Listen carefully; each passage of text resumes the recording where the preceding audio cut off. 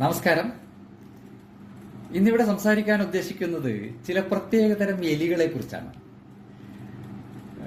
Currency നോട്ടുകൾ current തിന്നുന്ന എലികൾ, അതും കൈക്കൂലി വാങ്ങുന്നതിനിടെ പിടിച്ചെടുക്കപ്പെട്ട കറൻസി നോട്ടുകൾ കരണ്ട് തിന്ന് തീർത്ത എലികൾ.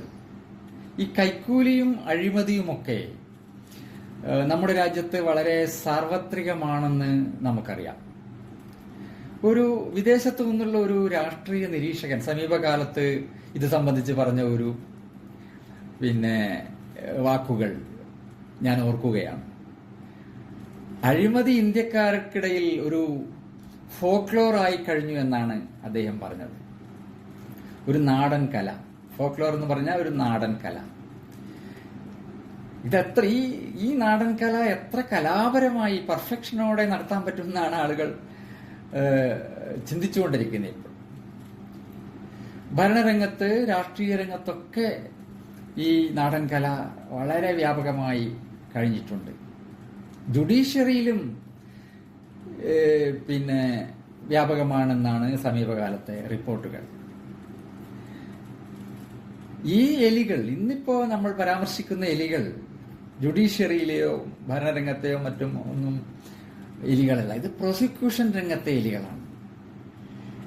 പ്രോസിക്യൂഷൻ രംഗത്ത് എലികളല്ല, പെരിച്ചാഴികൾ തന്നെ ധാരാളമുണ്ട് എന്ന് പ്രോസിക്യൂട്ടറായിട്ട് കുറച്ചു കാലം പ്രവർത്തിച്ച എനിക്ക് അറിവുള്ള കാര്യമാണ്, നേരിട്ട് അറിവുള്ള കാര്യമാണ്.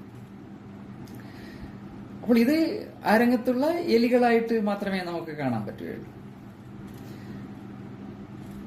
ഈ സംഭവം നടക്കുന്നത് ബീഹാറിലാണ്. ബീഹാറിൽ ഒരു ശിശുക്ഷേമ ഓഫീസർ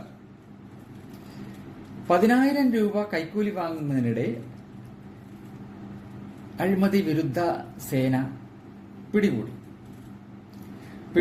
അവർക്കെതിരെയുള്ള കേസ് കോടതിയിലെത്തി, ബന്ധപ്പെട്ട കോടതിയിലെത്തി. കോടതിയിൽ വിചാരണയ്ക്കിടെ ഈ പിടികൂടപ്പെട്ട കറൻസി നോട്ടുകൾ, 10,000 രൂപയുടെ കറൻസി നോട്ടുകൾ കോടതിയിൽ ഹാജരാക്കുന്നതിന് പ്രോസിക്യൂഷൻ പരാജയപ്പെട്ടു. ക്രിമിനൽ കേസിന്റെ വിചാരണയിൽ ഈ സംഭവത്തിൽ ഉൾപ്പെട്ട വസ്തുവകകളുടെ പ്രശ്നം അത് ഹാജരാക്കേണ്ടത് വളരെ അത്യാവശ്യമാണ്. ഇപ്പോൾ ഒരു സംഭവത്തിൽ, ഒരു ക്രിമിനൽ കുറ്റകൃത്യത്തിൽ ഉൾപ്പെട്ട വെപ്പൺസ്, ഇപ്പോൾ കൊലക്കേസിലൊക്കെ ആണെങ്കിൽ ഉപയോഗിച്ച കത്തി ഒക്കെയുള്ള അതുപോലെയുള്ള വെപ്പൺസ്, മോഷണ കേസിൽ ഇപ്പോൾ സ്വർണം, പണമൊക്കെ കോടതിയിൽ ഹാജരാക്കണം. എങ്കിൽ മാത്രമേ ആ case beyond reasonable doubt prove ചെയ്യാൻ പറ്റൂ. ഈ അഴിമതി കേസ് കോടതിയിലെത്തിയപ്പോൾ കറൻസി നോട്ടുകൾ ഹാജരാക്കിയില്ല എന്നുള്ള കാരണത്താൽ സംശയത്തിന്റെ ആനുകൂല്യം നൽകി ഈ ഓഫീസറെ, ശിശു വികസന ഓഫീസറെ ട്രയൽ കോർട്ട്, വിചാരണ കോടതി വെറുതെ വിടുകയാണ് ഉണ്ടായത്. അപ്പോൾ പ്രോസിക്യൂഷൻ ഇതിനെതിരെ അപ്പീൽ പോയി ഹൈക്കോടതിയിലെത്തി. ഹൈക്കോടതിയിലെത്തിയപ്പോൾ ഒരു അല്പം ലിബറൽ ആയിട്ടുള്ളൊരു സമീപനമാണ് ഹൈക്കോടതി എടുത്തത്. അഴിമതി നിയന്ത്രിക്കേണ്ടത്, കർശനമായി നിയന്ത്രിക്കേണ്ടത് ആവശ്യമാണെന്നുള്ളൊരു തിരിച്ചറിവിൽ ഹൈക്കോടതി ഈ വികസന ഓഫീസറെ ശിക്ഷിച്ച് ജയിലിലടച്ചു.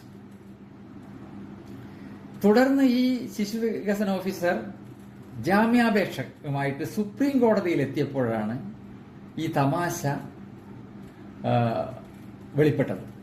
സുപ്രീം കോടതി ഇതിന്റെ ഈ കേസിന്റെ നാൾവഴികളെല്ലാം വിശദമായി പരിശോധിച്ചു. അപ്പോഴാണ് ഒരു റിപ്പോർട്ട് ശ്രദ്ധയിൽപ്പെട്ടത്. ഈ പ്രതിയിൽ നിന്ന് പിടികൂടപ്പെട്ട കറൻസി നോട്ടുകൾ ഹാജരാക്കിയില്ല. ഹാജരാക്കാത്തതിന്റെ കാരണമായി പറഞ്ഞിട്ടുള്ളത് ഈ കറൻസി നോട്ടുകൾ എലി കരണ്ട് തിന്നുകളഞ്ഞു, ഇറക്കവറബിളി ലോസ്റ്റ്. അതുകൊണ്ട് പ്രോസിക്യൂഷന് ഇത് ഹാജരാക്കാൻ പറ്റിയില്ല. അങ്ങനെ ഒരു സംഭവം, അങ്ങനെ ഒരു റിപ്പോർട്ട്, എലി കരണ്ട് തീർത്തു എന്ന് പറയുന്ന റിപ്പോർട്ട് സുപ്രീം കോടതി ആശ്ചര്യമുണ്ടാക്കിയെന്നാണ് റിപ്പോർട്ട്. ആ ആശ്ചര്യം രേഖപ്പെടുത്തിക്കൊണ്ട് സുപ്രീം കോടതി ഈ ശിശു വികസന ഓഫീസർക്കെതിരെയുള്ള ശിക്ഷാ നടപടി സ്റ്റേ ചെയ്യുകയും അവർക്ക് ജാമ്യം നൽകുകയും ചെയ്തു. അപ്പൊ എലികളെ കൊണ്ടുണ്ടായ സഹായം ഇതാണ്. എലികൾ വിചാരിച്ചാൽ ഒരു വികസന ഓഫീസറെ ജാമ്യത്തിൽ വിടാൻ പറ്റും.